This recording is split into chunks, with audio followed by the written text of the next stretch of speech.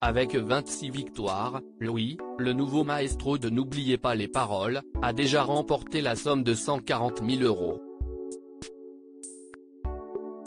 Mardi 14 février, lors d'un entretien accordé à Télé Loisirs, le Landais s'est confié sur la manière dont il a commencé à dépenser ses gains. Un parcours exceptionnel.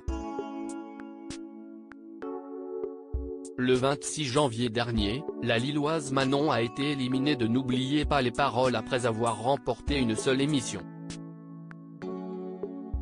C'est le Landais Louis qui l'a remplacé, totalisant désormais 26 victoires et 140 000 € de gains. Le 6 février dernier, lors d'un entretien accordé à Télé Loisirs, le jeune homme s'était confié sur l'entraînement intensif qu'il s'est imposé avant de participer à l'émission de France 2. Je me suis mis en tête de toutes les apprendre, de revenir tout le temps dessus pour les maîtriser au mieux possible, avait-il expliqué. Au départ, c'est la femme de Louis qui devait participer à l'émission.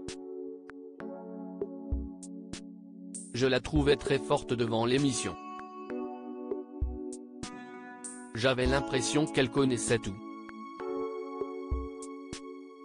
Je lui ai dit que cela serait intéressant qu'elle y aille, qu'elle était quand même forte, si elle révise un peu.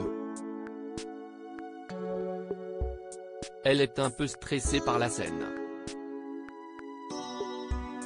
Elle n'a pas envie de chanter devant des gens spécialement, donc je me suis dit, moi aussi, je peux le faire si je révise, avait-il ajouté.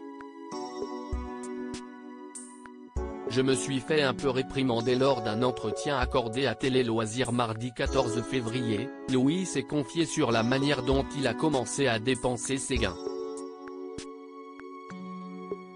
Le Landais a d'abord acheté la guitare électrique dont rêvait son père. Je suis arrivé le soir de la première diffusion pour voir mes parents qui ne savaient pas du tout que je tournais. Ça s'est super bien passé, je lui ai offert la guitare après la première émission, alors que j'avais gagné 0 €. Je me suis fait un peu réprimander, mon père n'aime pas trop qu'on lui fasse des cadeaux. Il est très content quand même, il en a joué tout le week-end, a-t-il confié.